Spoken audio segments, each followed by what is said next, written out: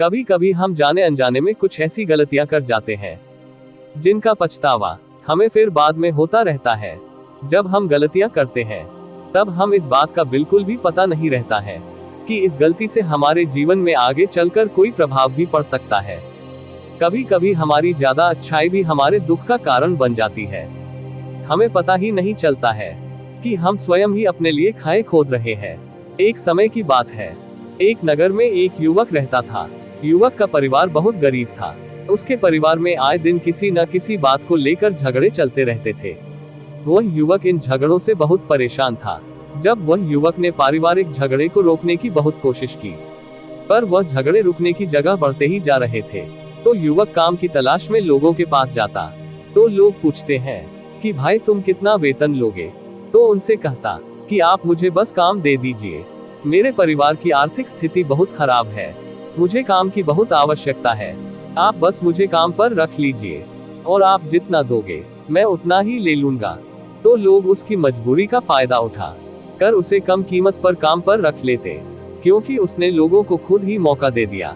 लोगों को पता था कि उसे काम की बहुत जरूरत है, वह कम पैसों में भी काम कर लेगा।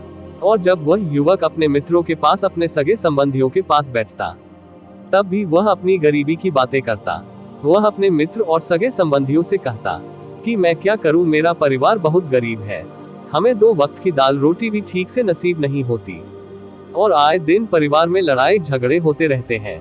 मुझे तो कुछ भी समझ में नहीं आता कि मैं करूं क्या ना करूं। उसके मित्र और सगे संबंधी उस समय उसकी बात सुन लेते, और उसके बाद में वह सभी उसकी पीठ पीछे उसका मजाक बनाते हैं और कहते हैं यह गरीब तो गरीब का गरीब ही रहेगा, इसका कुछ भी नहीं हो सकता, और इनके परिवार में भी प्यार नहीं है। जब देखो एक दूसरे से लड़ते झगड़ते रहते हैं, और यह हमारे पास बिना बात का रोना रोता रहता है और खुद कुछ करता नहीं है। जबकि वह युवक तो उनको अपना समझकर अपनी समस्या बता रहा था ताकि लोग उसकी कोई मदद कर सके, लेकिन किसी ने उसकी मदद तो की नहीं। अब युवक जहां भी जाता सभी लोग उसका तिरस्कार करते, उसे गरीब कहकर पुकारते। कोई भी व्यक्ति उसे काम की पूरी कीमत नहीं देता।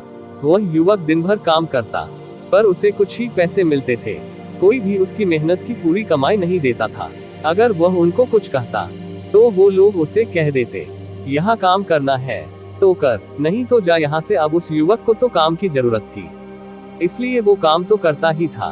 धीरे धीरे समय के साथ उस युवक की हालत बहुत खराब हो गई थी। सभी लोग उस युवक का इस्तेमाल करने लग गए, क्योंकि सबको पता चल चुका था कि वह युवक बहुत गरीब है और वह हमारा कुछ नहीं बिगाड़ सकता, और उसे पैसों की जरूरत है, काम तो करेगा ही। सभी नगर वासी उसका अपमान करते, उसे गरीब गरीब कहकर पुकारते। इन सब बातों से वह युवक बहुत परेशान हो गया। उसे समझ ही नहीं आ रहा था कि आखिर उसके साथ यह सब क्या हो रहा है। तभी उसने लोगों से बातें करते हुए सुना कि नगर में एक बौद्ध भिक्षु आए हैं। उन बौद्ध भिक्षु के पास सभी समस्याओं का हल है। वह बौद्ध भिक्षु बहुत ज्ञानी व्यक्ति है। यह सुनकर वह युवक भी उन बौद्ध भिक्षु के पास जा पहुंचा। वह युवक बौद्ध भिक्षु के पास जाकर उन्हें रोता हुआ बोला कि महाराज, सभी लोग मेरे साथ ऐसा क्यों करते हैं। तभी उस युवक की बात सुनकर बौद्ध भिक्षु ने पूछा कि क्या हुआ बालक। तभी वह युवक जोर जोर से रोने लगता है और रोते रोते अपनी सारी बात बौद्ध भिक्षु को बताता है और उनसे कहता है कि महाराज, सभी लोग मुझे गरीब गरीब कहकर पुकारते हैं, मेरा मजाक बनाते हैं, और कोई भी मनुष्य मुझे अपनी मेहनत की पूरी कमाई नहीं देता है। मैं उनके खेतों में पूरे दिन काम करता हूँ और वह मुझे बहुत कम पैसे देते हैं। मेरे दोस्त और मेरे मित्र भी सारे मेरा मजाक बनाते हैं। वह बौद्ध भिक्षु उस युवक की सारी बातें बड़े ध्यान से सुनते हैं और उससे पूछते हैं कि सभी नगर वासियों को इस बात का कैसे पता चला कि तुम बहुत गरीब हो और लोग तुम्हें पूरे दिन काम करने के बाद भी इतना कम वेतन क्यों देते हैं। बौद्ध भिक्षु की बात सुनकर युवक बोला कि दरअसल महाराज, मैंने ही नगर वासियों से हमदर्दी पाने के लिए उनसे कहा था कि मैं बहुत गरीब हूँ, मुझे आप काम पर रख लीजिए, जो आप दोगे मैं ले लूंगा। यह सुनकर वह बौद्ध भिक्षु बोले, इसमें लोगों की क्या गलती है। अगर नगर वासी तुम्हारा मजाक बनाते हैं, तुम्हें कम वेतन देते हैं, तो इसमें तुम्हारी गलती है। तुम ही ने उन लोगों को बढ़ावा दिया है। तुम्हें कुछ बातें सिर्फ अपने तक ही सीमित रखनी चाहिए थी, लेकिन तुमने तो वह बातें सबको बता दी। बौद्ध भिक्षु की बात सुनकर वह युवक उनके पैरों में गिर गया और उनसे बोलने लगा कि महाराज, मैं अब क्या करूं? आप मेरी इस परेशानी को दूर करो। युवक की बात सुनकर बौद्ध भिक्षु बोले, देखो, अब जो हो गया उसे तो वापस नहीं लाया जा सकता है, लेकिन आज मैं तुम्हें ऐसी 7 बातें बताऊंगा जो तुम्हें कभी भी किसी को नहीं बतानी है, सिर्फ अपने तक ही सीमित रखनी है, चाहे फिर वह तुम्हारा मित्र ही क्यों ना हो या फिर कोई सगा संबंधी ही क्यों ना हो, तुम्हें यह बातें किसी को नहीं बतानी है। बौद्ध भिक्षु की बात सुनकर वह युवक बड़ी प्रशंसा से बोला कि बताइए महाराज, वह कौन सी बातें हैं जिन्हें हमें किसी को नहीं बताना चाहिए। फिर बौद्ध भिक्षु ने युवक से कहा कि जो तुम्हें पहली बात किसी को नहीं बतानी चाहिए वो है अपने जीवन का लक्ष्य, तुम्हारे जीवन का सपना। हम क्या करते हैं, हम अपने सपने को सभी को बता देते हैं कि मैं यह करूंगा, मैं बड़ा होकर यह बनना चाहता हूँ। हमें ऐसा लगता है कि लोग सुनकर बहुत प्रसन्न होंगे कि मैं कितना बड़ा आदमी बनना चाहता हूँ, लोग मेरी प्रशंसा करेंगे, लेकिन ऐसा होता नहीं है। जब हम अपने सपने को लोगों को बता देते हैं तो हमारे मन में संतुष्टि का भाव हो जाता है, हम मन ही मन बहुत खुश होते हैं, जिससे हम अपने सपने के प्रति वो जुनून नहीं रख पाते हैं जो हमारे अंदर पहले था। जब हम अपने सपने लोगों को बता देते हैं तो उनकी उम्मीदें हमसे बढ़ जाती है, वह हमारे ऊपर और भी ज्यादा ध्यान देने लगते हैं, जिससे कभी कभी हम तनाव में भी आ जाते हैं, और फिर यही तनाव हमारे जीवन में असंतुलन पैदा करता है, और फिर हम अपने सपने से, अपने लक्ष्य से भटक जाते हैं।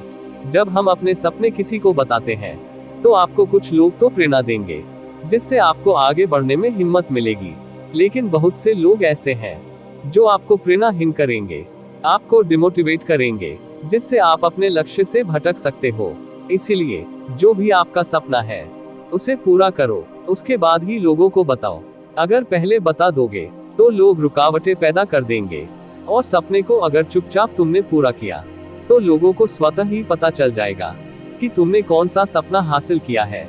इसीलिए कभी भी किसी को अपना सपना मत बताओ, अपना लक्ष्य मत बताओ। फिर बौद्ध भिक्षु ने युवक से कहा कि दूसरी बात जो तुमने किसी को नहीं बतानी है वह है अपनी समस्या, अपनी परेशानियां। हम क्या करते हैं, जैसे हमें कोई समस्या होती है, कोई परेशानी आती है, तो हम तुरंत लोगों के पास उसके समाधान के लिए पहुंच जाते हैं, उन्हें अपना दुखड़ा सुनाने लगते हैं।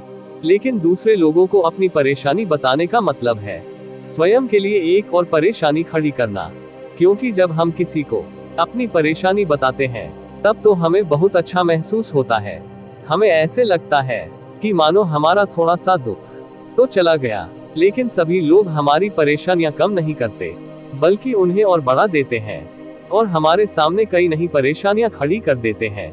हम जितने लोगों को अपनी समस्याएं बताते हैं उनमें से 70% लोग तो ऐसे होते हैं जिनको हमारी परेशानियों से कोई फर्क नहीं पड़ता, बल्कि वह तो हमारा मजाक बनाते हैं, और 20% लोगों को यह जानकर खुशी होती है, और 10% ऐसे लोग ही होते हैं जिनको थोड़ा बहुत फर्क पड़ सकता है कि हम कितने परेशान हैं।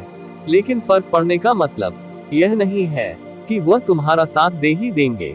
जब लोग हमारी परेशानियां, हमारी समस्याओं का मजाक बनाते हैं तो हमें बहुत बड़ा दुख होता है।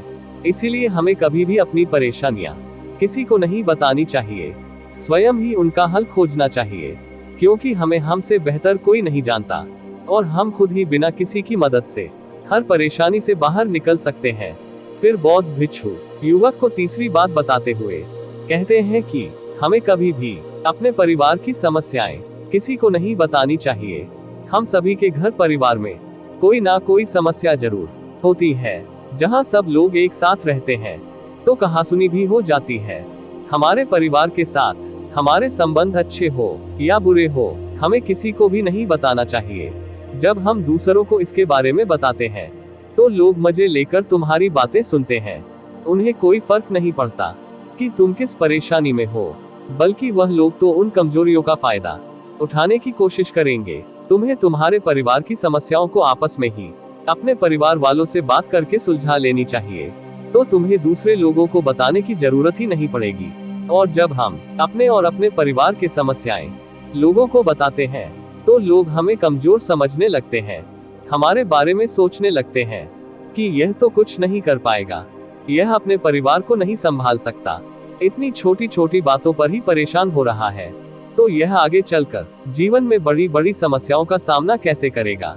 हम तो लोगों को अपने परिवार की समस्याएं यह सोचकर बताते हैं ताकि वह हमारी मदद कर सके, लेकिन यह दुनिया बहुत मतलबी है। इस दुनिया में कोई आपका खास नहीं है। लोग हमारी बातें मजे ले लेकर सुनते हैं और हमारे सामने तो झूठी हमदर्दी दिखाते हैं, और फिर हमारी पीठ पीछे जो बातें हम उन्हें बताते हैं उन्हें अच्छे से नमक मिर्च लगाकर चारों तरफ फैला देते हैं, जिससे उन लोगों का तो कुछ नहीं बिगड़ता, पर तुम्हारे परिवार की इज्जत मिट्टी में मिल जाती है। लोग तुम्हारे परिवार के बारे में तरह तरह की बातें बनाने लगते हैं, एक बात की 100 बात करने लगते हैं, जो बात हुई नहीं उस बात को भी नमक मिर्च लगाकर बता दे हैं। इस दुनिया में घाव पर मरहम लगाने वाले तो कम है और नमक छिड़कने वाले बहुत ज्यादा है। इसलिए कभी भी किसी को अपने परिवार की स्थितियों के बारे में नहीं बताना चाहिए। फिर बौद्ध भिक्षु ने उस युवक को चौथी बात बताते हुए कहा कि तुम लोगों के सामने इस बात को कभी मत बताना कि तुम किन चीजों के मालिक हो या फिर तुम्हारे पास क्या क्या है। तुम तो लोगों को ऐसे ही अपने बारे में बताते हो कि तुम्हारे पास इतने बंगले हैं, इतनी गाड़ी है, इतना धन है, ताकि लोगों को पता चल सके। लेकिन तुम यह सोचकर उन्हें नहीं बता रहे हो कि तुम उन्हें नीचे दिखाने की कोशिश कर रहे हो। लेकिन लोग तुम्हारी बातों का गलत मतलब निकाल सकते हैं।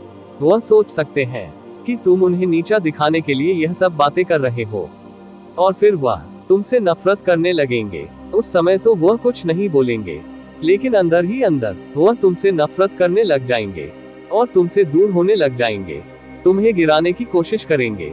और हो सकता है कि तुम्हारी बातें सुनकर तुम्हारे पास इतना धन है यह जानकर कुछ लोग तुम्हारे से झूठे रिश्ते बना ले, तुमसे अपना मतलब भी निकलवा सकते हैं। इस दुनिया में ऐसे बहुत से मतलबी लोग हैं जो लोगों से बस धन पाने की चाहत में रिश्ता जोड़ते हैं। इसीलिए तुम्हें अपना धन किसी को नहीं बताना चाहिए। समय के खेल का किसी को पता नहीं।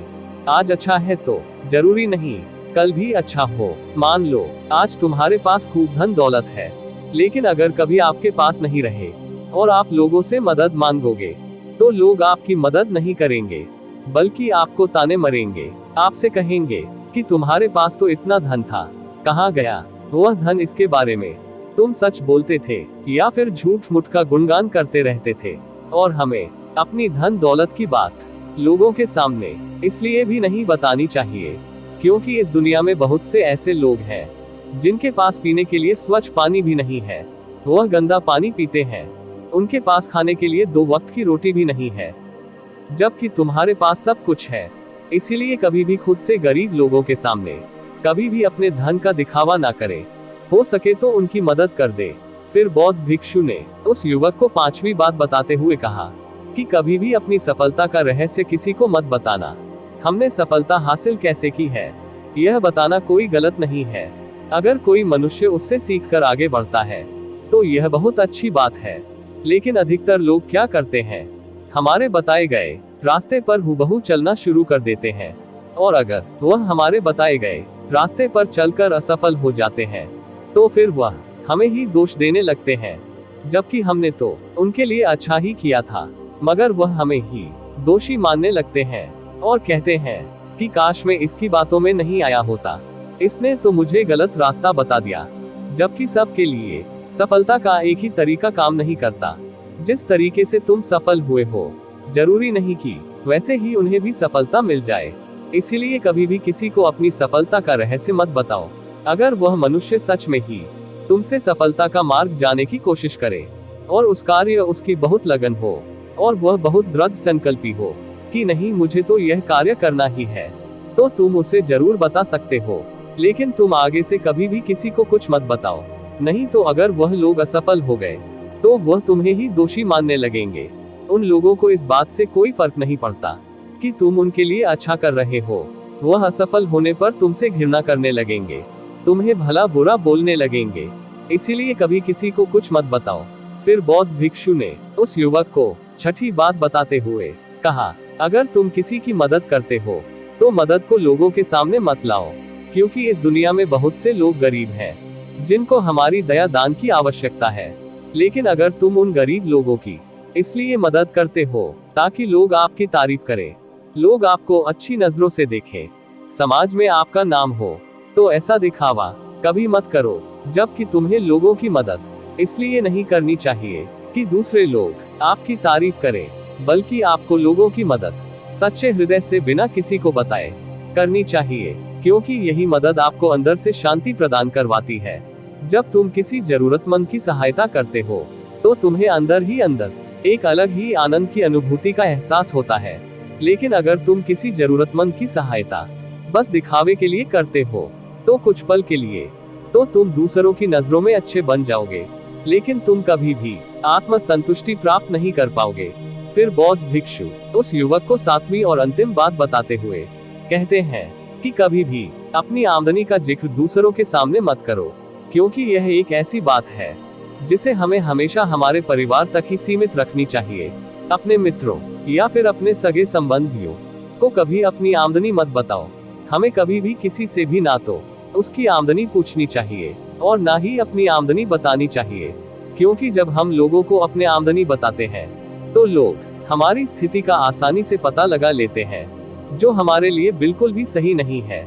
क्योंकि अगर हमारी आमदनी कम होती है और हम लोगों को बता देते हैं, तो लोग हमें गरीब समझकर हमसे दूर होने लगते हैं, हमारा तिरस्कार करने लगते हैं, हमें नीचा दिखाने लगते हैं, हमें नीचा समझने लगते हैं, हमारी इज्जत नहीं करते। अगर हमारी आमदनी ज्यादा होती है और हम लोगों से उसके बारे में बता देते हैं, तो लोग हमसे मतलब से रिश्ते रखना शुरू कर देते हैं।